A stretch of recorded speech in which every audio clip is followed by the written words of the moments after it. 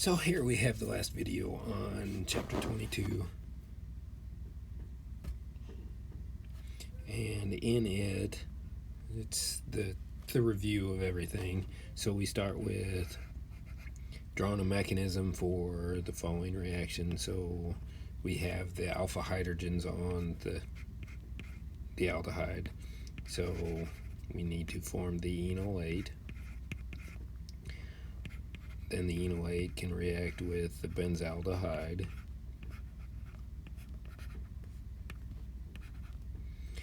to form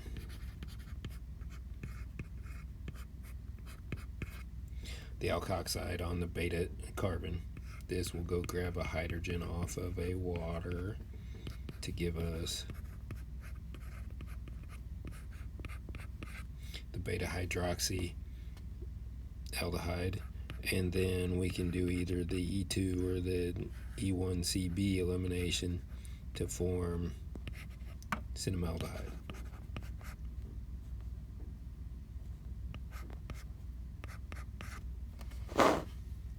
So we get that. Okay, then in the next one, only one of them has alpha hydrogen, so we're going to form the enolate again, where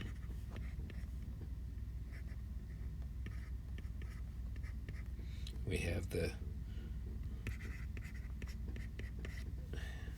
enolate on the, with the negative on the oxygen. The enolate can go add to the benzaldehyde to give us the alcohol, and then the carbonyl with the phenyl ring. This will go grab a hydrogen off of water to reform hydroxide.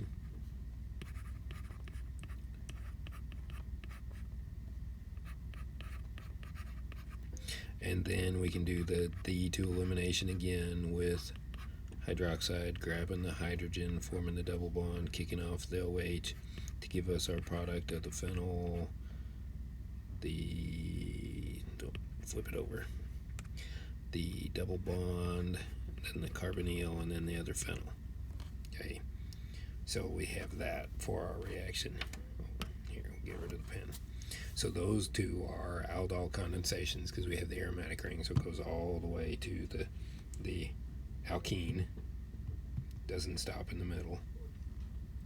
Okay, next page we have an aldol addition where our base is going to pull a hydrogen off of one of the carbonyls to form the enolate. The enolate is going to react with the other carbonyl to add in and form that alkoxide, and then we put a hydrogen on it off of water, and it stops at that alcohol. Okay, we can't go any further than that because we don't have any aromatic rings around, no big conjugation. So then that can react with an acidic water to pull off a hydrogen. And yes, I have this drawn a little differently than I had it drawn up above. It's the same thing, they're just drawn slightly different orientation wise. So we get this, that can form the cation,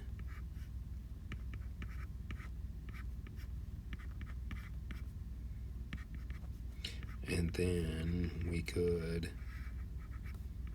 pull off a hydrogen, or it could rearrange to form the other cation, and we get to this with the alpha beta unsaturated carbonyl. But you have to have acid to force that to eliminate. It will not eliminate before.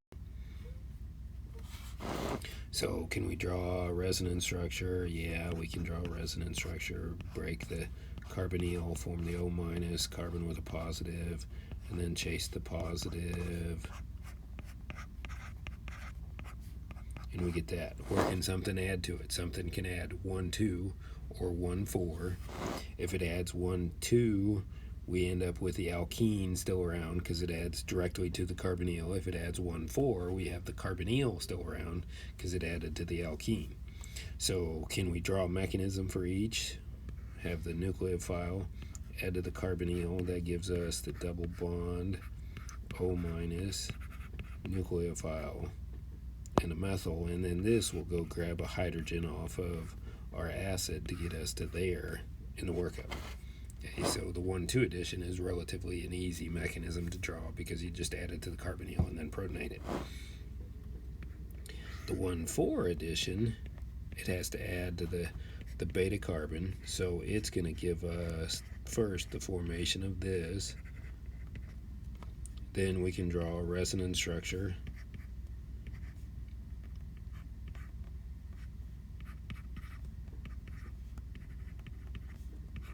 And then we can put a hydrogen on that if we want to draw it the shortest way possible. And we get that, the 1,4 addition of something adding to the nucleus, or to the alpha beta unsaturated carbonyl. And those are the only two things we can do to an alpha beta unsaturated carbonyl. It can add 1,2 or it can add 1,4. It can't do anything. So, as we said, the only thing that adds 1,2 is a Grignard or an alkyl lithium. Here we have a Grignard, so it's going to give us the tertiary alcohol. The next one is not a Grignard, so it's going to give the cyanide on the beta carbon. The next one is not a Grignard, so it's going to give the nitrogen with a methyl still on it on the beta carbon. The next one is not a Grignard or an alkyl lithium. It is a cuprate because it's got the copper in the middle. So it's going to add a methyl group on there. Sorry, added one too many carbons. So it'll do that. The next one, the hydroxide, will form the enolate. That could Michael in 1,4, so we'd get the phenyl carbonyl CH3, or the CH2 of our initial enolate, 2 CH2s from the alpha beta unsaturated compound, and then the phenyl on either side. Okay, and this one, F, is the cool one. It's the Robinson ring annulation, so it's going to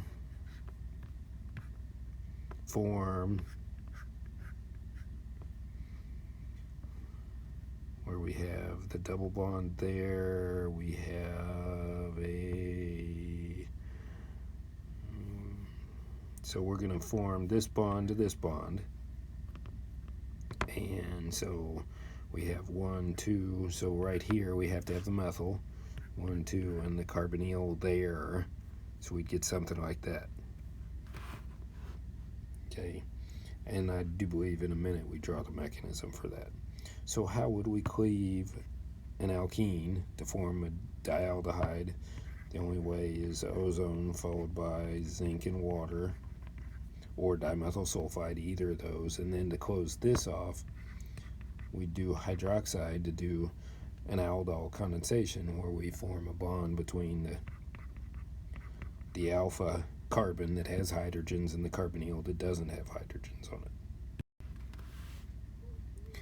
So what about here? How can we see this happening, where we go from a carbonyl that has alpha hydrogens to forming an alpha beta unsaturated carbonyl?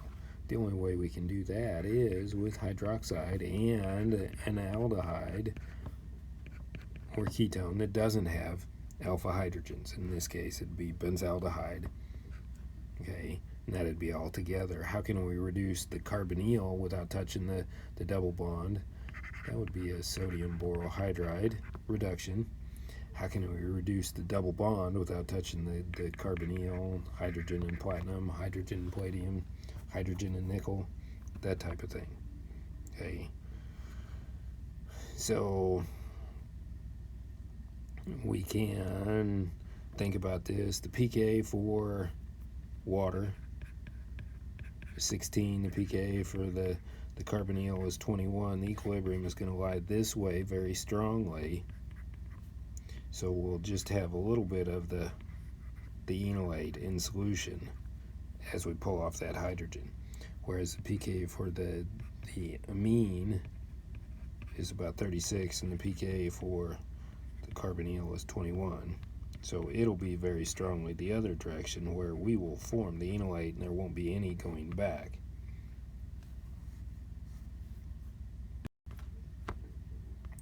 So can you draw a resonance structure for the enolate? Yes, we can. We've drawn it many times. We can have the negative on the oxygen or the negative on the carbon. If we have an enolate, we can add a silicon containing compound with a leaving group, and we can make the silyl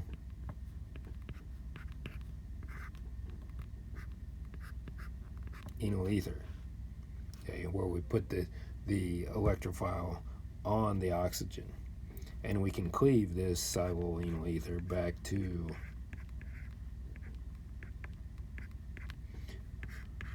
the enolate with either a fluoride ion or a methyl anion. Either one of those will do it. And that would give us back the enolate that we could then carry on to do something else.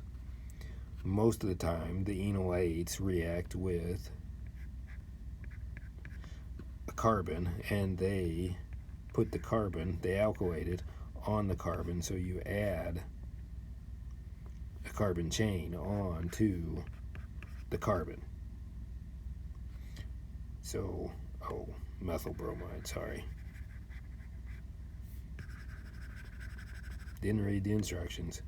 So, methyl bromide, we're going to still do the same sort of thing, attack the carbon, but we're going to add one carbon on there so we'd get the methyl ethyl ketone, ethyl methyl ketone. So what can we do to an unsymmetrical one? We can use a small base, hydroxide, to pull off the hydrogen to give us the thermodynamic enolate, or we can use LDA to pull off the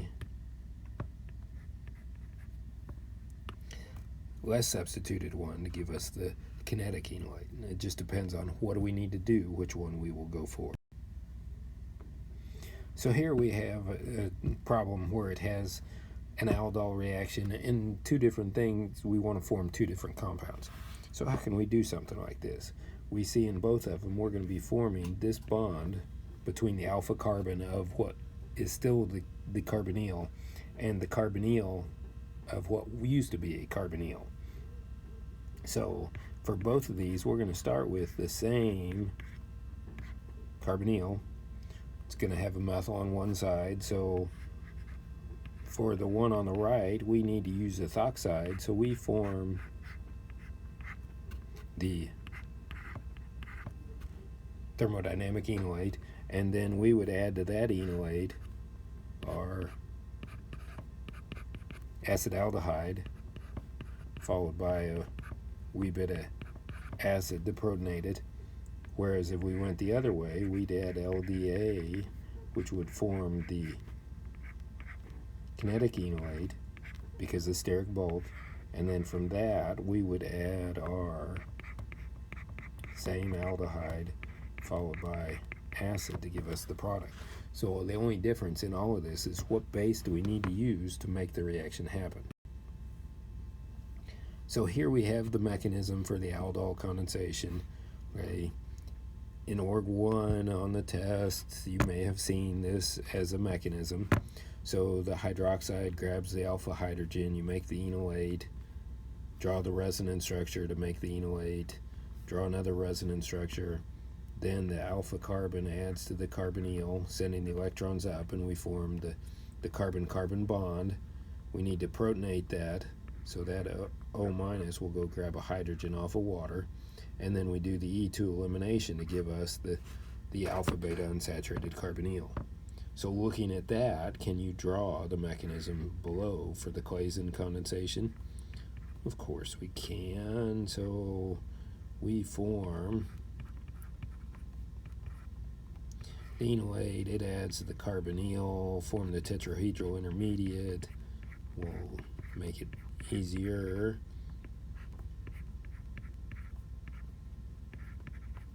Reform the carbonyl, kick out the leaving group.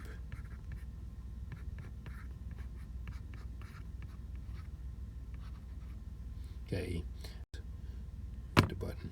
Really, we should have removed that hydrogen, and the product, what we're looking for, really should be this, where the methoxide comes and grabs that and forms the enolate, and we get that. Because we're in base, we can't really have an acidic hydrogen around if we're in base. So that would be the official mechanism that it should ask for the Claisen condensation. Oh, really? So, which of the following molecules has the most acidic hydrogen? As we've said, it's the one with the two hydrogens between the carbonyls. So, if we add methoxide to this, we're going to get negative charge there. We're going to alkylate that carbon. Remember, we have to do it stepwise. Then we add another methoxide, so we take off the other hydrogen from the alpha carbon. And we get that, and then we add the ethyl bromide. And so we're going to have an ethyl and a methyl, and then dilute sodium hydroxide is going to give us the carboxylate with a methyl and an ethyl on it, and then acid and heat is going to decarboxylate it, and we're going to get the phenyl with methyl and an ethyl off of it as our product from that. And we've drawn it earlier for this. So here we have another problem talking about the dithiene. So what can we do with the dithiene? Well, we have used it with Raney nickel and hydrogen gas and reduced it down to the alkane, but there are other things we can do with it also. We can add a strong base, and in this, which hydrogens are most acidic, which hydrogens are different than all the others, the two in between, the two sulfurs. So with a butyllithium, we can remove one of them to form the anion,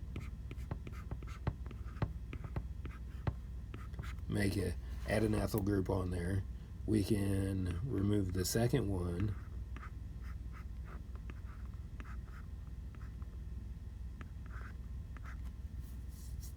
add a second group on there,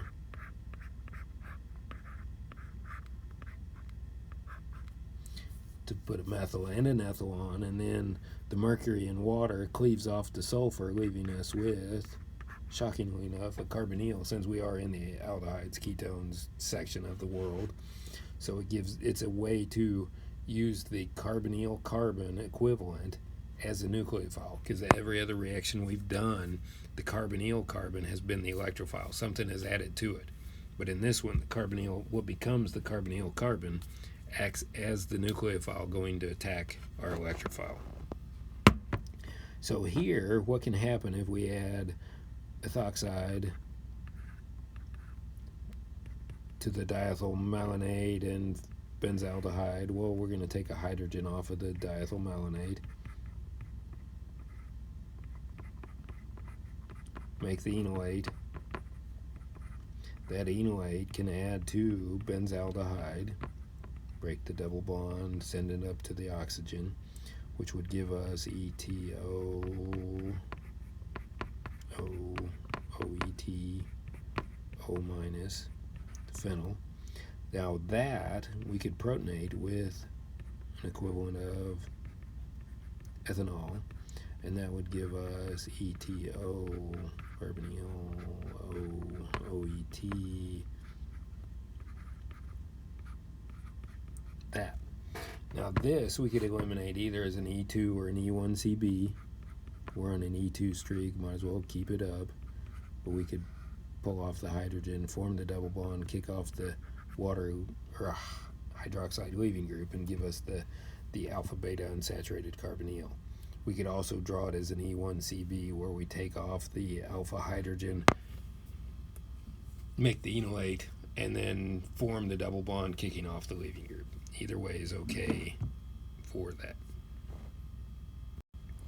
So here we have another mechanism. It's an alpha beta unsaturated compound. Really should have the ethoxide. So we're going to pull off a hydrogen off of the diethylmalonate,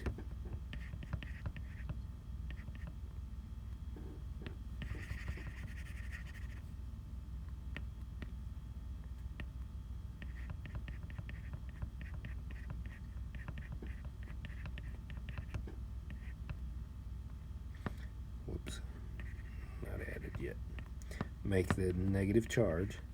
That enolate can add to the beta carbon, send the electrons all through, so that's going to get us ETO, carbonyl, OET,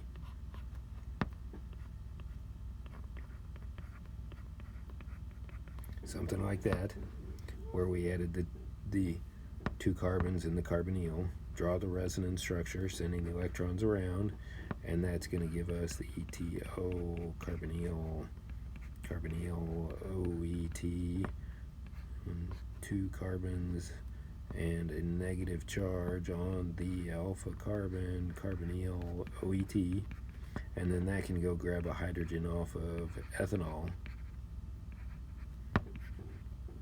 to get us, as the question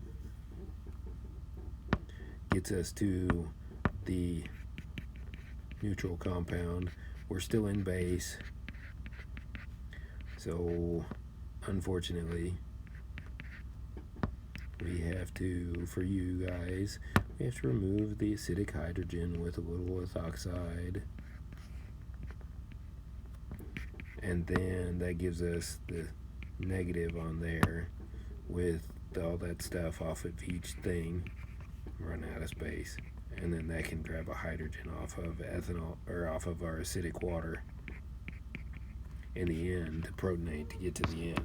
So during the reaction, we have to get to the enolate right before we add the acid to it. Okay, now, so here we have some reactions. The first one I'm going to draw is the second one here. We're going to form the enamine that can act as a nucleophile. And the third one, we're going to use the enamine to go attack the benzyl. So we end up with the benzyl off of the carbonyl and cleave the double bond. The top one is a really cool one. We'll draw the mechanism in a little while, but we end up with the acetone equivalent being on the end. The formaldehyde is here, and then our diethylamine is on the other end. And we will draw the mechanism. So we'll continue on with our mechanisms here. So in this one we have a little HCl, so we need to protonate the formaldehyde. And then the amine can attack the protonated formaldehyde to make the OH, the NH, the diethyl, and the cation. Now we need to deprotonate our amine, so we can use a free diethylamine to do that, to give us the OH, the N with the two lone pair, lone pair, lone pair. Now we need to protonate the OH, so it'll grab one of the extra H's off of a diethylamine, and that gives us the OH2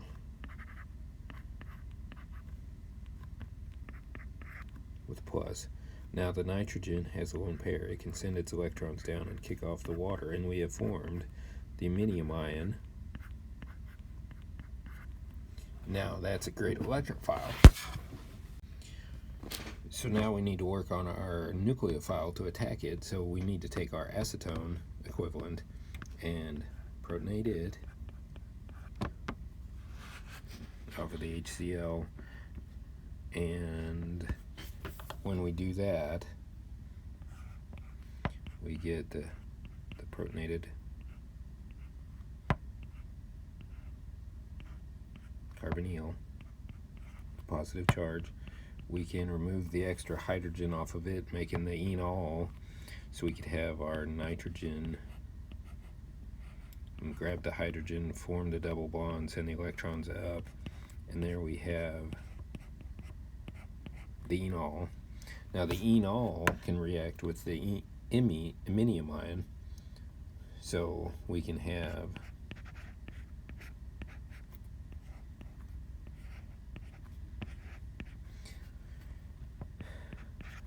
the enol attack the carbon of the iminium ion to form the carbon-carbon bond. It would be this bond right here that I draw in red on our product, and this gets us to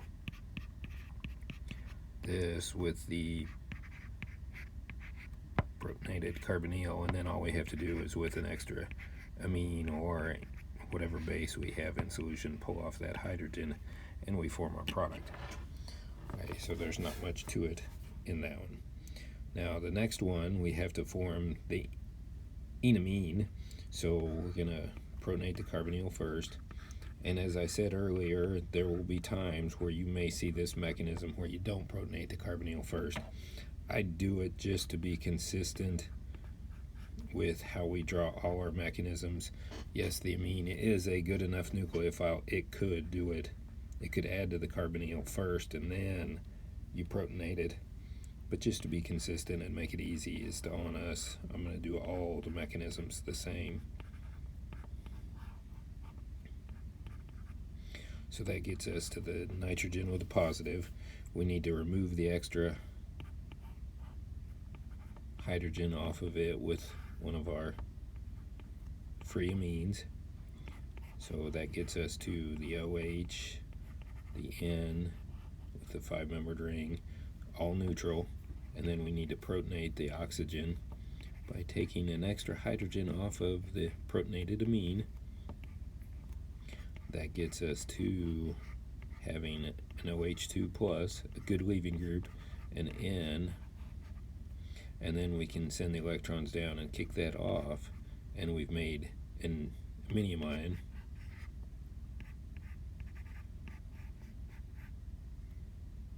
Whoops, poor 5-membered ring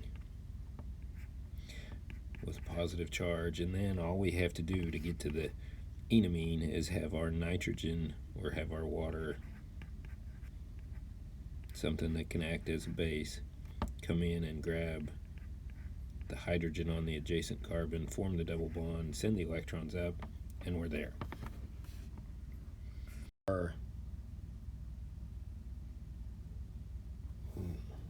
Now on the next page we have the enamine reacting with benzyl bromide.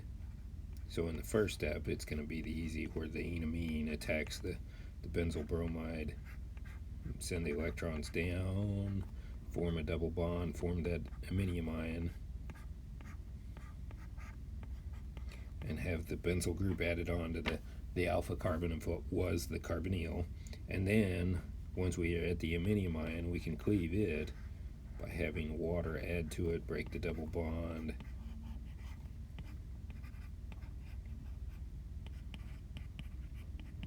and we get this, remove an extra hydrogen off of the OH2 plus to form the OH and the N, and then protonate the nitrogen.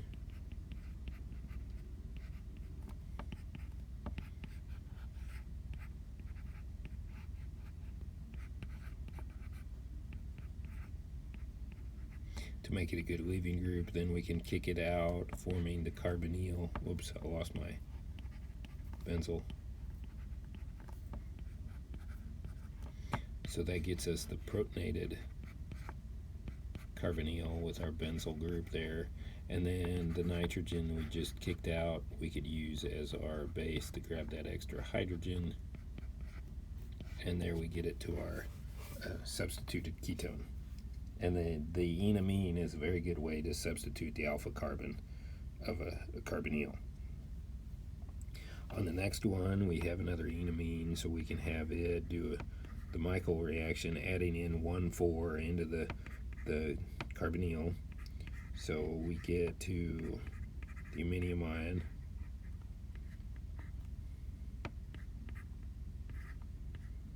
With the negative charge on the oxygen, send the electrons back down to form the negative on the carbon,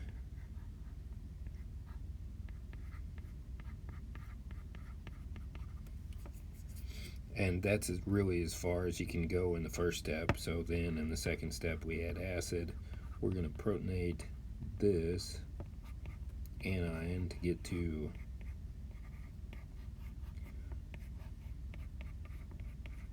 this, and then we have the iminium ion that we have to cleave just like we cleaved up above.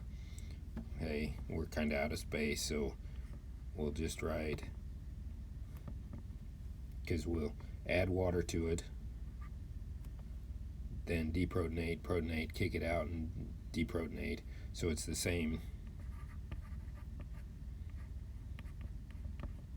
5 steps as above. And what I'll do is I'll take this iminium ion, draw it on the next page, and we'll draw it again, talking through it, but I'm trying to give you time to write it down as I'm talking. So on the next page we have our iminium ion.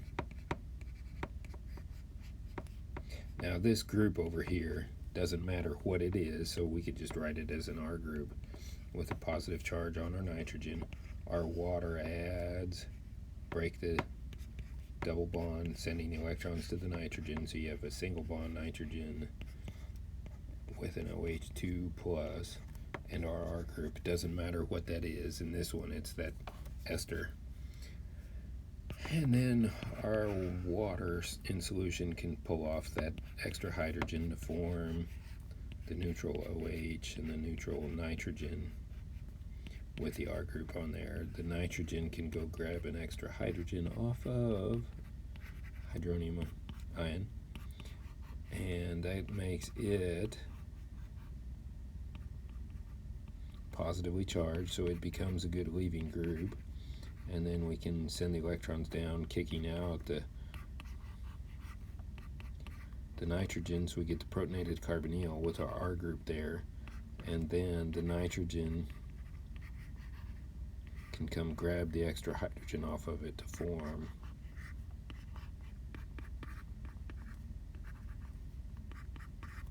our product. And I drew in the ester on it. Okay, so that's what we do for that cleavage of the iminium ion. It doesn't matter what it is that we put on the enamine, that cleavage is always going to be the same. And then the last step is in this part, we can take a carbonyl, we can add LDA to it, which we know forms the enolate we've talked about. So we get the O minus with the double bond.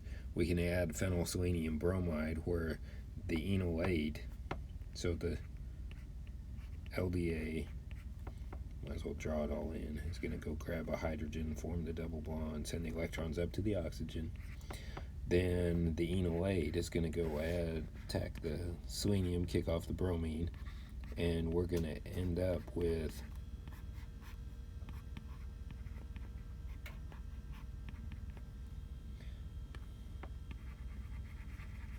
selenium with a phenyl group off of it. And then hydrogen peroxide oxidizes the selenium to the all the way up, and then it eliminates on its own, and we end up forming the alpha beta unsaturated carbonyl. So that, unfortunately, we have to use the selenium. Selenium's not really something we want to work with. So in graduate school, and I'd done some research early at UCO, making an enol ether and trying to oxidize it to form an alpha beta unsaturated carbonyl also. So, but there's nothing you can do. You should be able to draw the mechanism for either of those, making the enol ether, the methoxyenol ether or the silyl enol ether, with what we have there. So if you have any questions over chapter 22, send me an email and we can talk about them, or come by my office. Have a great day. See you all later. Bye.